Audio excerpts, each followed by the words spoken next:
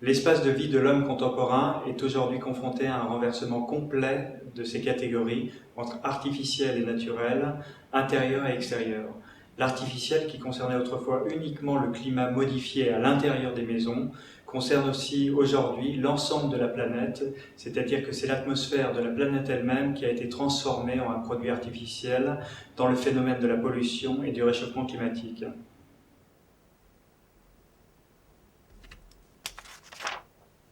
Il existait autrefois une dichotomie claire et simple entre l'intérieur de la maison, qui relevait de l'artificiel, et l'extérieur de la maison, qui relevait du naturel.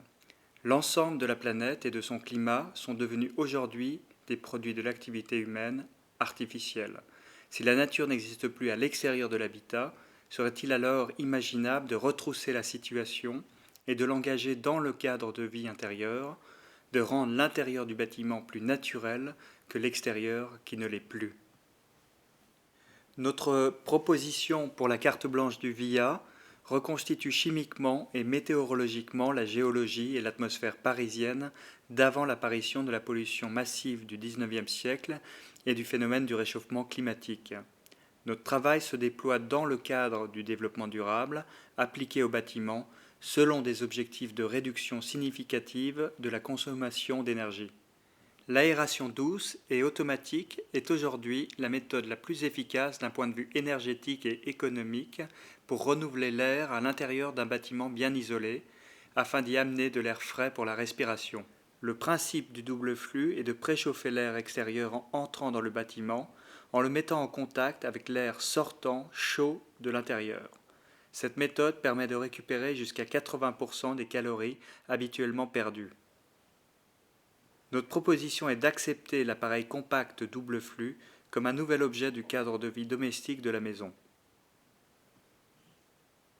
Le renouvellement de l'air intérieur, que l'on appelle aussi ventilation, est nécessaire avant tout pour évacuer l'excès d'humidité que nous apportons à l'air lors de la respiration.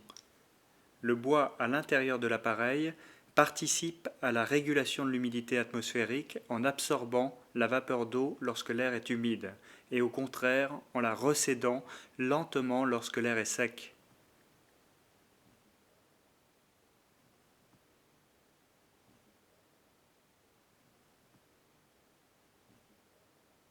Avant d'arriver à Paris, l'air amené par les vents est au contact du paysage du bassin parisien, traversant les forêts typiques des sols calcaires entourant Paris, se parfumant au contact des branches et des feuilles.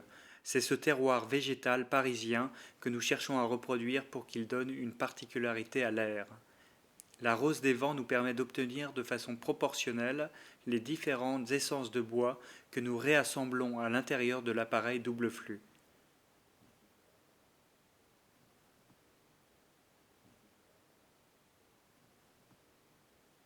L'air qui sort ainsi de l'appareil reproduit en miniature une sorte de synthèse végétale de l'air de Paris.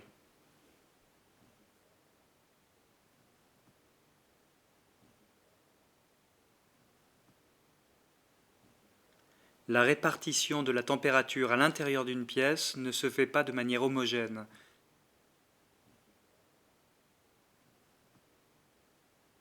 L'air chaud aura tendance à monter parce que plus léger et à s'accumuler au plafond, tandis que l'air froid aura tendance à tomber puis à stagner au niveau du sol. L'idéal serait au contraire, en rapport avec le corps humain, d'avoir une température plus chaude au niveau des pieds et plus froide en haut.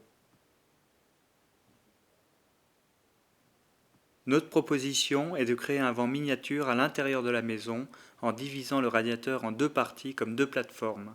En plaçant un chauffage à plus faible température au plafond, on fera retomber les masses d'air chaud. Ce dédoublement du chauffage générera dans la maison différentes zones thermiques dans lesquelles l'habitant migrera et trouvera les températures lui convenant selon son activité, son habillement, ses désirs, entre 18 degrés et 22 degrés.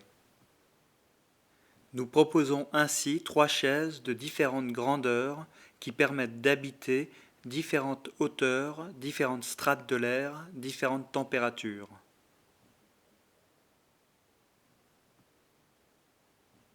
À la manière d'un chauffage de sol, nous proposons d'intégrer un circuit électrique dans une plateforme formée de différentes pierres calcaires reproduisant en miniature les proportions de celles du bassin parisien. De l'analyse de la rose des vents, il en résulte un vecteur dominant du sud-ouest vers le nord-est dont nous reproduisons l'angle en intérieur en disposant selon cette même direction les deux plateformes. Se forme alors un mouvement d'air comme un vent miniature qui reprend en intérieur la direction typique des courants d'air de Paris. La consommation pour l'éclairage électrique d'un ménage est estimée à environ 400 kWh par année. Ce chiffre peut être divisé par 2 en utilisant des nouvelles sources de lumière qui consomment moins d'énergie. Une ampoule incandescente, c'est seulement 7% de l'énergie consommée qui est transformée en lumière, les 93% restants étant perdus en chaleur. Nous proposons une lampe qui utilise des diodes électroluminescentes, lesquelles ont une très faible consommation électrique.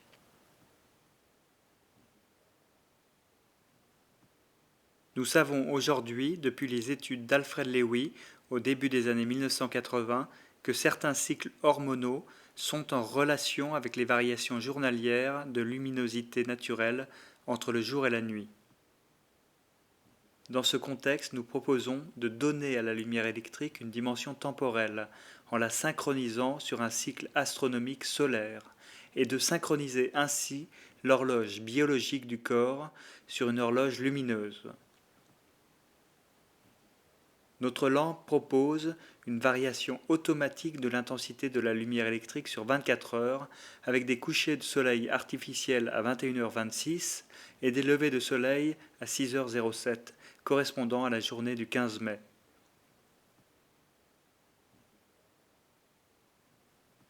Nous choisissons le 15 mai 1832 qui correspond à l'année d'avant la mise en service de la première usine à charbon en France et qui marque le début du déséquilibre écologique du cycle du carbone par la vaporisation dans l'atmosphère du carbone fossile, responsable aujourd'hui de l'effet de serre et du réchauffement climatique. C'est donc une journée d'avant que nous proposons de vivre en intérieur comme un beau jour de printemps à Paris en 1832.